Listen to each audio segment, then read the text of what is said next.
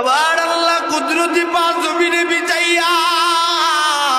আবার আল্লাহ ডাক দিয়া কয় বান্দারে আছো কি কোন গুনাহগার বান্দা গুনাহ কইরা ফেলছ টেনশন করিস না আমি আল্লাহর কাছে চাইলা আমি আল্লাহ তোর জিন্দেগীর গুনাহগুলো মাফ কইরা দিব এ বান্দা তাহাজ্জুদে ঘুম থেকে উঠলি না আমার আল্লাহ রাগ করে না গুসা করে না ফজরের সময় মুয়াজ্জিনের কণ্ঠে মসজিদের মিনারা থেকে মুয়াজ্জিন তোরে ডাক দেয় নাই হাইয়া আলাস সালাহ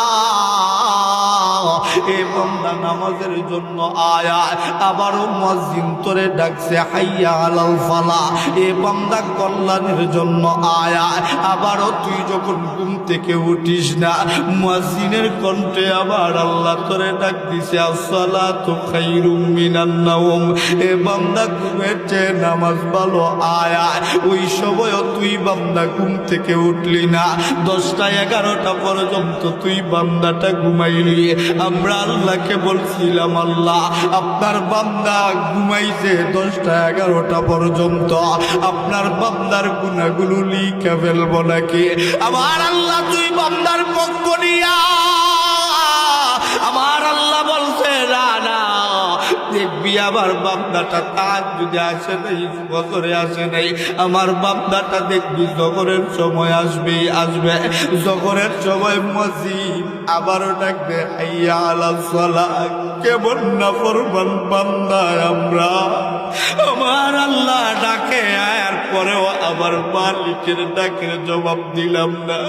জোহরের সময় যখন বান্দাটা যায় না ফেরেশতারা আল্লাহর কাছে বিচার দেয় আপনার কোন বান্দারে আপনি এমন করে ডাকে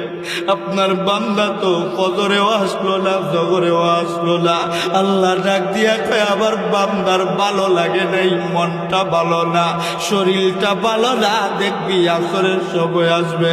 আসরের সময়ও বান্দাটা যায় না আল্লাহ ডাক দিয়া বলে মাগরিবের সময় আসবে মাগরিবের সময়ও যখন বান্দাটা যায় না আবার আল্লাহ কেবল আল্লাহ ডাক দিয়া কয় দেখবি এসার সময় আসবে এসার সময় আবার আল্লাহ আবার ডাক দেয় হাইয়া আলাস সালাহ বান্দারে তোর পক্ষে সারাটা দিন যাবৎ কথা বলতেছি এখন না আসলে আমি আল্লাহ আবার ফেরেশতাদের কাছে লজ্জিত হয়ে যাব এ বান্দা ঘুমাস না নামাজ না পইরা ঘুমাস না বান্দাটা এক পরে যায় মোবাইল নিয়ে ব্যস্ত বন্ধু বান্ধবের আড্ডায় ব্যস্ত সময় পার কইরা